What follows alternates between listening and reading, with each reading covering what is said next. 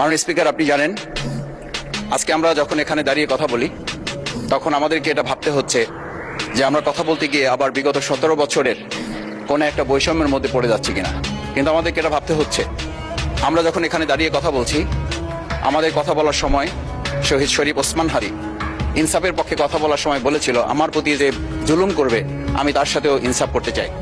আমরা লক্ষ্য করেছি এই সরকার প্রতিষ্ঠিত হওয়ার পর শরীফ ওসমান হাদির ব্যাপারে তার বিচারে কতটুকু কার্যকারিতা নিয়ে এসেছে তা আমরা এখন পর্যন্ত জানতে পারিনি।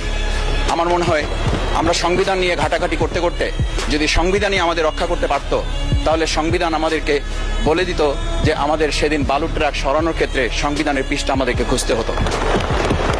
সংবিধান যদি আমাদেরকে রক্ষা করতে পারত, তাহলে 72-এর সংবিধানের আলোকে আজকে আমাদের এখানে থাকার কথা না, আমি শফিকুল ইসলাম মাসুদ আমার এখন জেলখানায় থাকার কথা। সংবিধান যদি মানতে হতো, তাহলে আমাদের মাননীয় প্রধানমন্ত্রী বাংলাদেশে থাকার কথা না, অন্য দেশের বাইরে থাকার কথা। সংবিধান মানতে হলে বর্তমান স্বরাষ্ট্রমন্ত্রীর এখন দেশের বাইরে থাকার কথা ছিল। সংবিধান মানতে হলে যে বাচ্চাদেরকে আজকে এখানে শিক্ষা দেওয়া হচ্ছে, দীক্ষা দেওয়া হচ্ছে, কিংবা তাদেরকে কোনো কোনো ক্ষেত্রে জাসদের সাথে তুলনা করা হচ্ছে, সেই বাচ্চাদের নিয়েই আমরা এই সরকার দলের লোকদেরকে, সরকার দলের সম্মানিত নেতৃবৃন্দকে আমরা চোখের পানিও ফেলতে দেখেছি। আবার কাউকে কাউকে কথা বলতেও শুনেছি যে এই সমস্ত বাচ্চাদের, আমরা তাদের শিক্ষার্থীদের আন্দোলনের সাথে আমাদের কোনো সম্পর্ক ছিল না।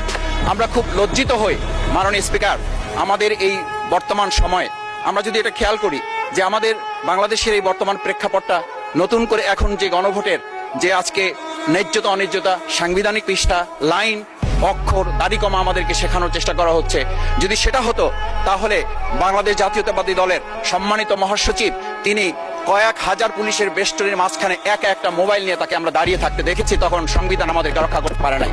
কারণ স্পিকার, আমি 350 মামলা নিয়ে 7 মাসের ব্যবধানে, আপনিও আমার 2-1টা মামলাতে আপনি আমাকে সহযোগিতা করেছেন, সেটা এই সুযোগে ধন্যবাদ জানাতে চাই। আমার 350 মামলা জামিন করতে 7 মাস সময় লেগেছে, আমার বের হতে সময় লেগেছে 4.5 বছর। আমি সেই 4.5 বছরে 3 বার রিয়ারেস্ট হয়ে 2 বার গুম হয়েছি।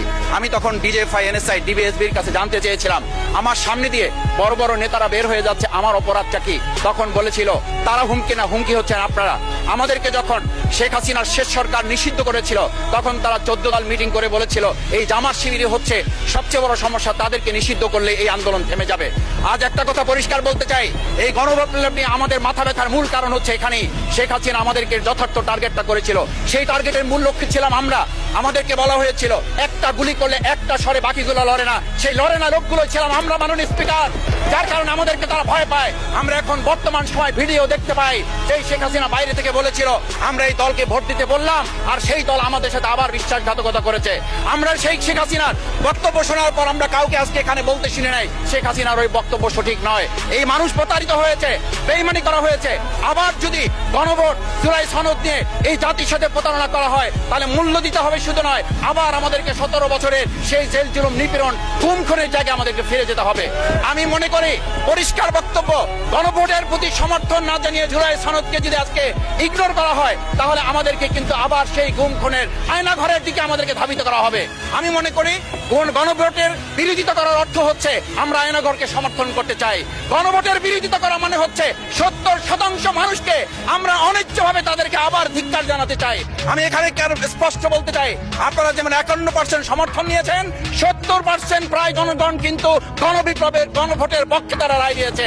আপনাদের যে সেই 51%-এর তুলনায় সেই 70% প্রায় গণভোটকে যদি আপনারা ইগনোর করেন, তাহলে আমি বলবো আমার বাউফল, আমার পটুয়াখালী শুধু নয়, গোটা বাংলাদেশ আবার জেগে উঠে গণভোটকে তারা কার্যকর করবে। আমি পরিষ্কার এই কথাটা এই জন্য বলছি, আজকে সংবিধানের লাইন ধরে ধরে যদি আমাদেরকে এই কথা জানতে হতো, তাহলে আমাদের নেতৃবৃন্দকে ফাঁসির মঞ্চে যেতে হতো না। আমার মতো ছোট মানুষের কাছে সে সময় ডিজিএফআইয়ের কাছে প্রস্তাব এসেছিল, আপনারা কি চান? মন্ত্রিত্ব চান, দেশ পরিচালনা চান, সবকিছু দেওয়া হবে, শুধু শেখ হাসিনার নীতিতে আপনারা আসেন। সেই নীতি তো ছিল 72-এর সংবিধান, সেই নীতি নিয়ে আজকে কেন এখানে এত কথা বলা হচ্ছে? আমরা পরিষ্কার জানি, আমরা যদি সেই 72-এর সংবিধানকে ভালোবাসি, তাহলে এখানকার নেতৃবৃন্দ এবং মরহুমা বেগম খালেদা জিয়া নিজে বলেছিল আমরা সুযোগ পেলে এই সংবিধানকে আমরা ছুঁড়ে ফেলে দেব। সেই সংবিধানের প্রতি আজকে বর্তমান সরকারি দলের কেন এত প্রেম জাগ্রত হয়েছে, এটা বাংলাদেশের মানুষের জানার অধিকার আছে। আমি আমার প্রিয় বাউফলের মানুষের প্রতি ভালোবাসা, শ্রদ্ধা জানাই।